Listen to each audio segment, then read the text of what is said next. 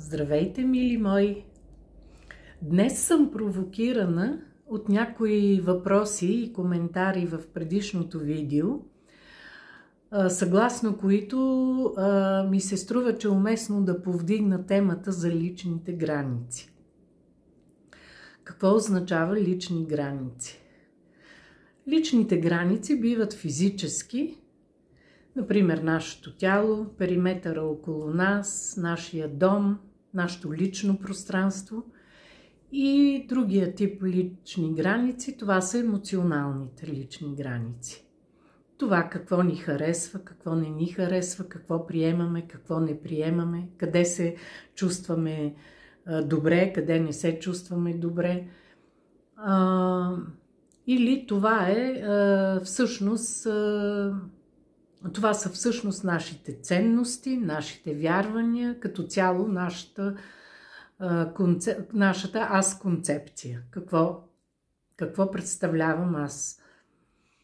И така, който познава себе си по-добре, той може да определи своите лични граници и да взаимодейства благоприятно с околната среда, с околните, които го заобикалят, в работата, в семейството, приятелите, навсякъде. Какви са критериите за неспазване на личните граници?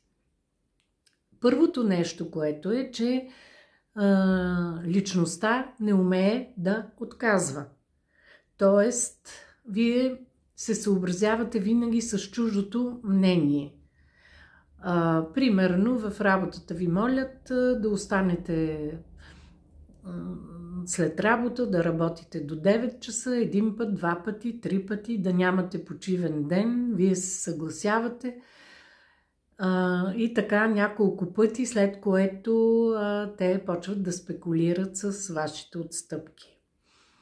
Друг пример е, когато ваши приятели ви канят на побира, да речеме, и хапване, пиване, но вие не се чувствате в момента толкова доволен от това предложение, но се насилвате и излизате. Това също показва, че вие не умеете да казвате не. Друг критерий е това, че вие не можете да взимате самостоятелно решение по ваши житейски въпроси. Дребни или по-едри, без значение. Допитвате се до този онзи и в крайна сметка други трябва да взимат решението вместо вас. Друг критерий, това е изпускането, неконтролирането на нашите емоции. Някой ви казва нещо, вие вместо да премислите как да отговорите, избухвате, обвинявате, крещите.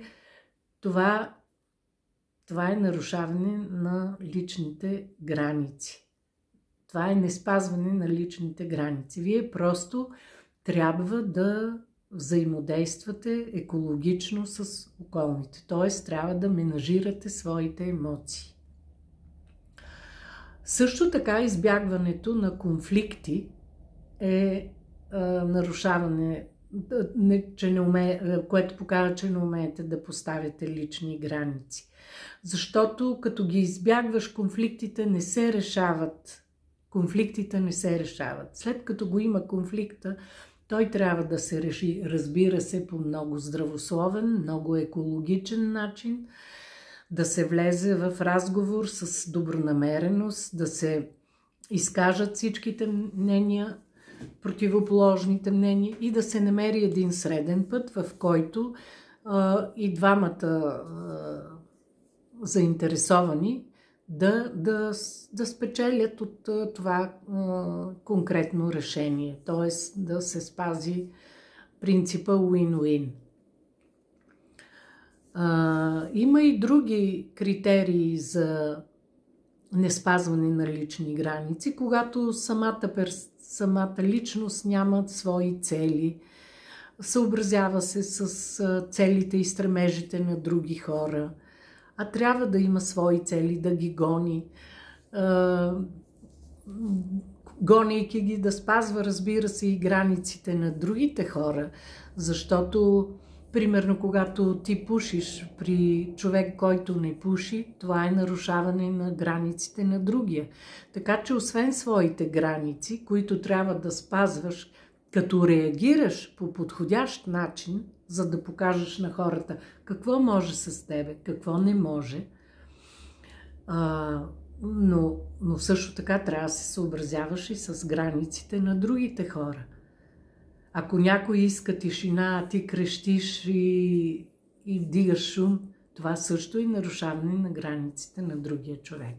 Така че, за да се взаимодейства благоприятно, трябва да знаеме как да спазваме нашите лични граници и да уважаваме границите на другите хора. Опитайте и ще видите, че не е толкова трудно. Успех!